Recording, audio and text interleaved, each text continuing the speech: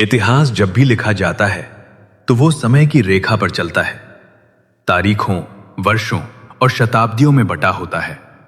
हम पूछते हैं कि कौन सा साम्राज्य कब बना, कौन सा धर्म कब शुरू हुआ, किस विचारधारा का जन्म किस वर्ष हुआ, क्योंकि मानव मस्तिष्क को शुरुआत और अंत की आदत है।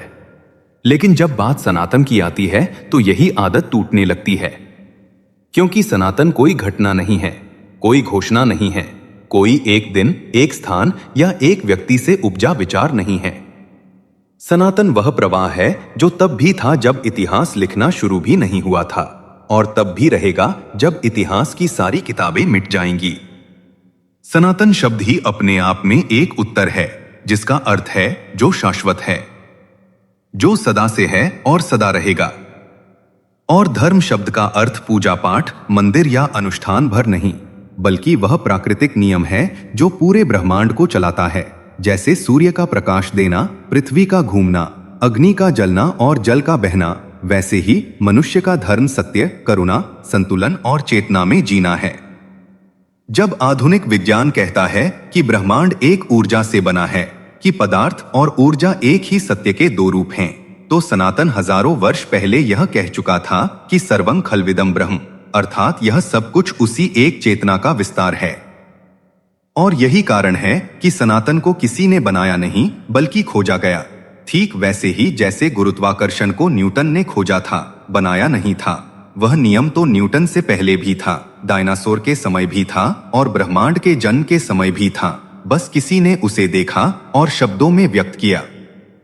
इसी प्रकार प्राचीन ऋषियों ने ध्यान, तप और चेतना की गहराइयों में जाकर सत्य को सुना।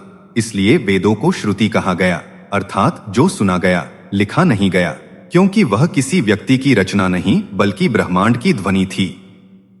जब हम सिंधु और सरस्वती सभ्यता की ओर देखते हैं तो हमें एक ऐसी संस्कृति मिलती है जो केवल भौतिक उन्नति पर नहीं बल्कि आंतरिक ज्ञान पर आधारित थी, जहां नगर योजनाबद्ध थे लेकिन जीवन प्रकृति के साथ संतुलन में था, जहां यज्ञ केवल कर्मकांड नहीं बल्कि पर्यावरण और मनुष्य के बीच ऊर्जा संतुलन का माध्यम थे, और जहां ऋग्वेद जैसे ग्रंथों में देवताओं को भी मनुष्य की तरह प्रश्नों के घेरे में रखा गया।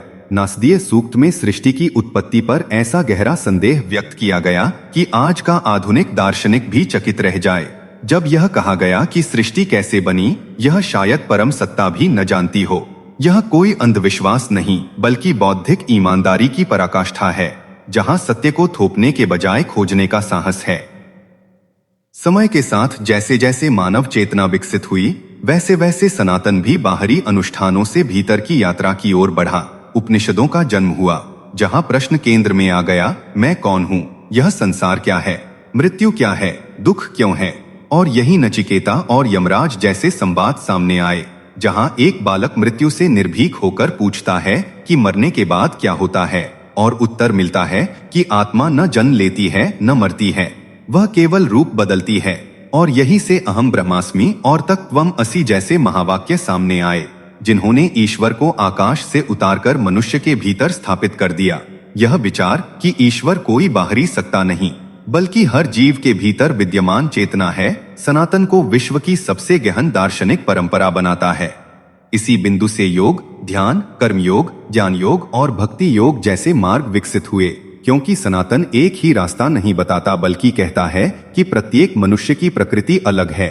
कोई कर्म से सत्य तक पहुंचेगा, कोई ज्ञान से, कोई भक्ति से और कोई ध्यान से, और यही लचीलापन सनातन की सबसे बड़ी शक्ति है।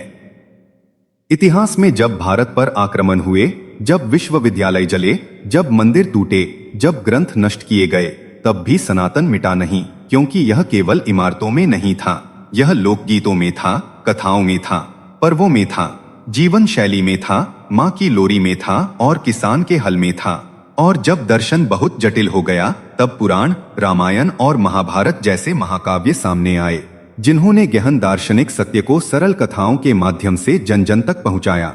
श्री राम मर्यादा बने, श्री कृष्ण कर्मयोग का प्रतीक बने, और महाभारत के युद्ध क्षेत्र में गीता का संदेश दिया गया कि कर्म कर, फल की आसक्ति छोड़, क्योंकि यही जीवन का संतुलन है।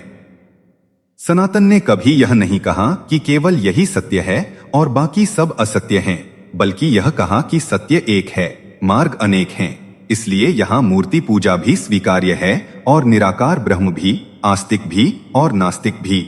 यहाँ तक कि चार्वाक जैसे नास्तिक दर्शन को ऋषि परंपरा में स्थान मिला, क्योंकि प्रश्न करना और तर्क करना सनातन का मूल स्वभाव है।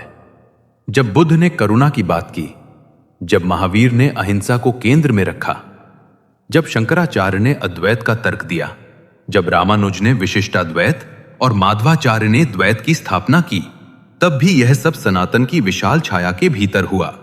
क्योंकि सनातन कोई बंद परिभाषा नहीं, बल्कि एक जीवित परंपरा है जो समय के साथ विकसित होती रहती है।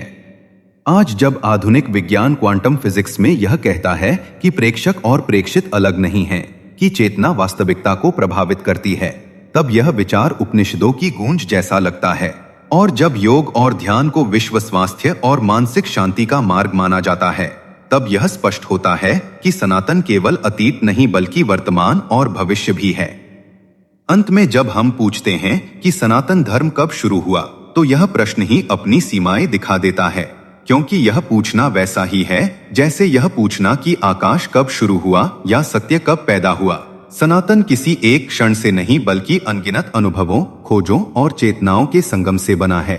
यह एक नदी नहीं बल्कि महासागर है, जिसमें वेदों की धारा है, उपनिषदों की गहराई है, गीता का संतुलन है, बुद्ध की करुणा है और आधुनिक मनुष्य की खोज भी है। और यही कारण है कि सनातन केवल एक धर्म नहीं बल्कि जीवन को समझने, जीने और अनुभव करने की एक अनंत यात्रा है, जो कल भी थी, आज भी है और कल भी रहेगी।